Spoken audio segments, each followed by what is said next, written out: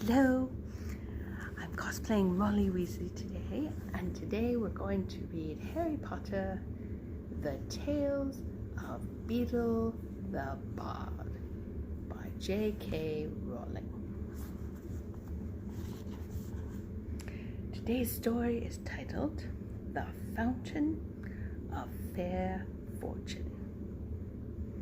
High on a hill, in an enchanted garden, enclosed by tall walls and protected by strong magic, flowed the Fountain of Fair Fortune.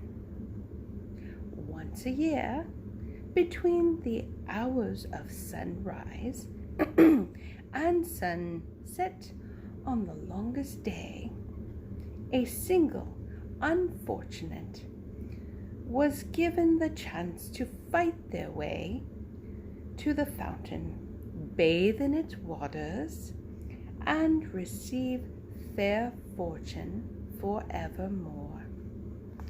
On the appointed day, hundreds of people traveled from all over the kingdom to reach the garden. The walls before dawn, and males, females, rich and poor, young and old, of magical means and without, they gathered in the darkness, each hoping that they would be the one to gain entrance to the garden. 3 witches, each with their burden of woe, met on the outskirts of the crowd and told one another their sorrows as they waited for sunrise.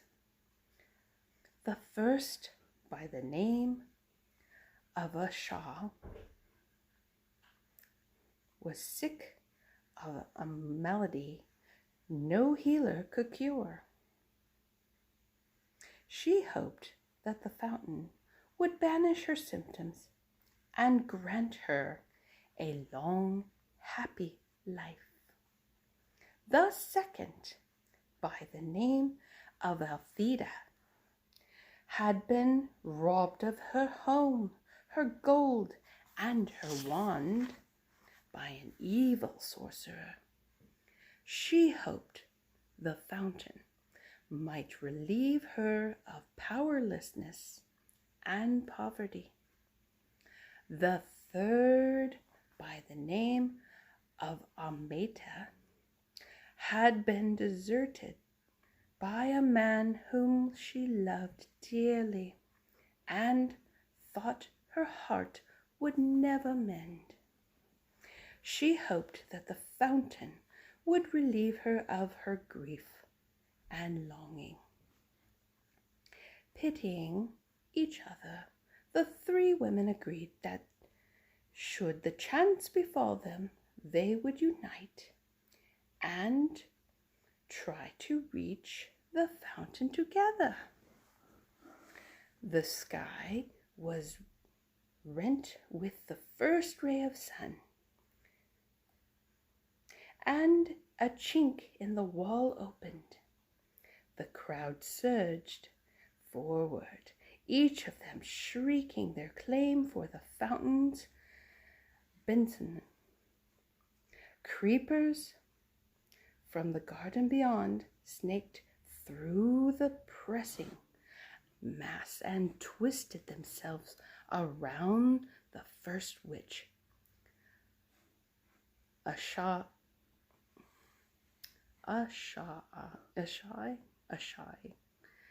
She grasped the wrist of the second witch, Althea, who seized tight upon the robes of the third witch, Amata, and Amata became caught upon the armor of a dismantled-looking knight, who was seated on a bone-thin horse. The creepers tugged the 3 witches through the chink in the wall, and the knight was dragged off his steed after them.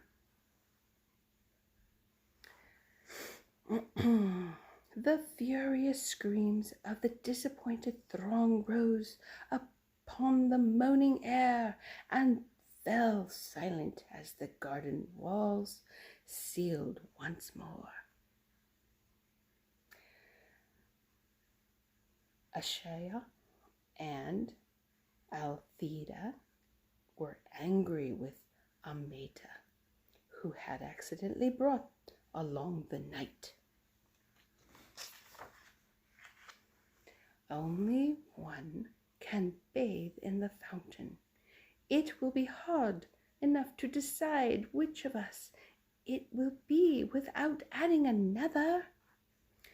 Now, Sir Luckless, as the night was known in the land outside the wall, observed that these 3 witches, and having no magic nor any great skill at jousting or dueling with swords, nor anything that distinguishes the non-magical man, was sure that he had no hope of beating the 3 women to the fountain. He therefore declared his intention of withdrawing outside the wall again. At this, Ameta became angry. "Faint heart," she chided him, "draw your sword, knight, and help us reach our goal." And so the 3 witches and the forlorn knight ventured forth into the enchanted garden, where rare herbs, fruits, and flowers grew in abundance on either side of the sunlit paths. They met no obstacle until they reached the foot of the hill on which the fountain stood. There, however, wrapped around the base of the hill, was a monstrous white worm, bloated and blind, and at their approach it turned a foul face upon them and uttered the following words: "Pay me proof of your pain." Sir Luckless drew his sword and attempted to kill the beast, but his blade snapped. Then Althea cast rocks at the worm, while I'm terrible with names, and Ameta essayed every spell that might subdue the entrance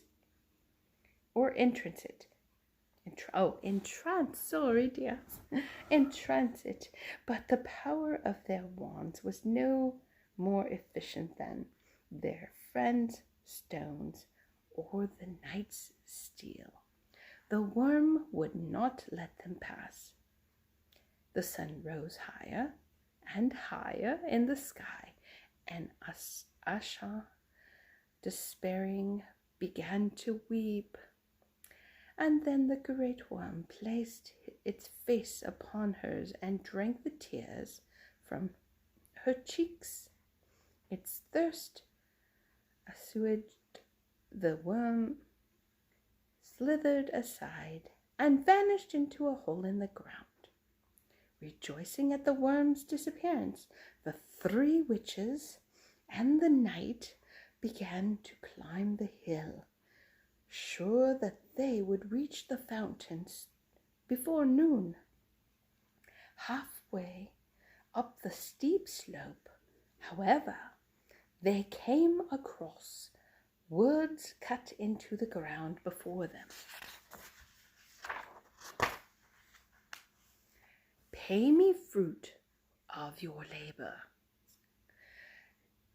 Sir Luckless took out his only coin and placed it upon the grassy hillside, but it rolled away and was lost.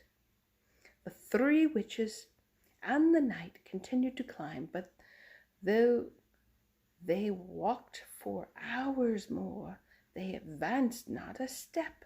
the summit became no nearer. And still inscription lay in the earth before them. All were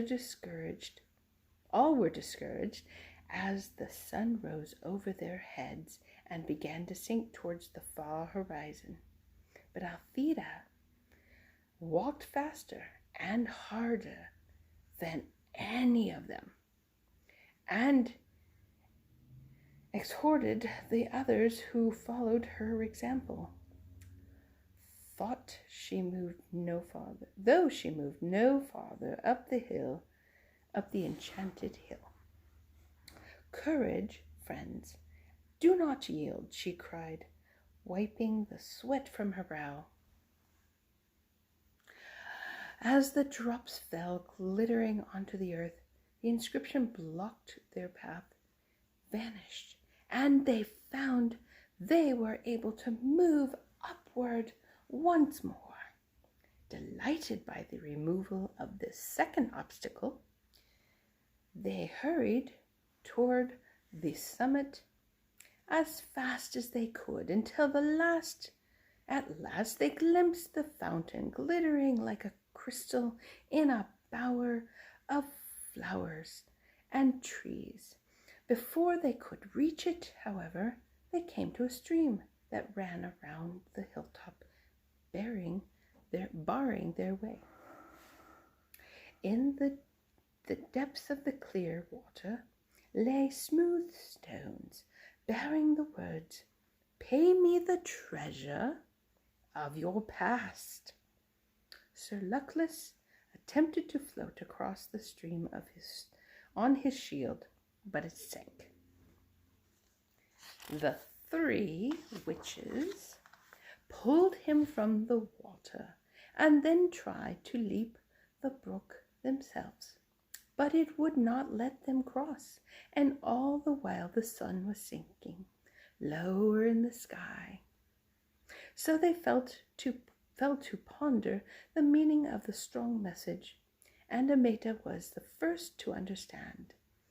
Taking her wand, she drew from her mind all the memories of happy times she had spent with her vanished lover, and dropped them into the rushing water, and the stream swept them away, and stepping stones appeared, and the 3 witches and the knight were able to pass at last on to the summit of the hill.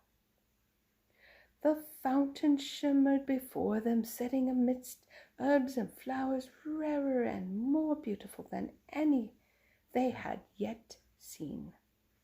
The sky burned ruby, and it was time to decide which of them would bathe. Before they could make their decision, however, frail Sasha fell to the ground, exhausted by their struggle to the summit, and she was close to death.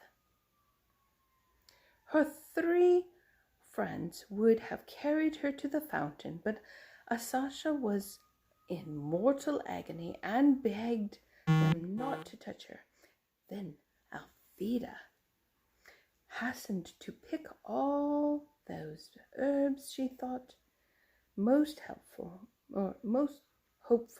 and mixed them in Sir Luckless's gourd of water, and poured the potion into Sasha's mouth.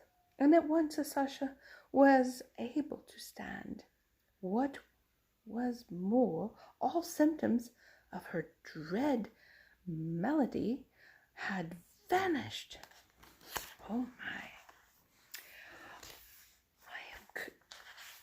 I am cured," she cried. "I have no need of the fountain. Let Althea bathe." But Althea was busy collecting more herbs in her apron. "If I can cure this disease, I can earn gold aplenty. Let Amata bathe." Sir Luckless bowed and gestured Amata toward the fountain, but she shook her head. The stream had washed away all regret for her lover, and she saw now that she had been cruel and faithless, and that it was happiness enough to be rid of him.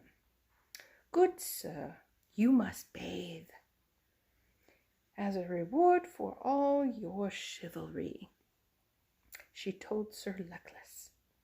So the knight clanked forth in the last rays of the setting sun and bathed in the fountain of fair fortune, astonished that he was chosen one of hundreds and giddy with the incredible luck. As the sun fell below the horizon, Sir Luckless emerged from the water with the glory of his triumph upon him, and flung himself in his rusted armor at the feet of Amata, who was the kindest and most beautiful woman he had ever beheld. Flushed with success, he begged for her hand and her heart, and Amata, no less delighted, realized that she had found a man worthy of them. The three witches and the knight set off down the hill together, arm in arm, and all four led long and happy lives, and none of them ever knew or suspected that the fountain's waters carried no enchantment at all. The end. Thank you for watching. I will try to read some more another day. And please excuse me for any mistakes I made reading. I have dyslexia, and it happens sometimes to the best of us. Have a good day. Bye.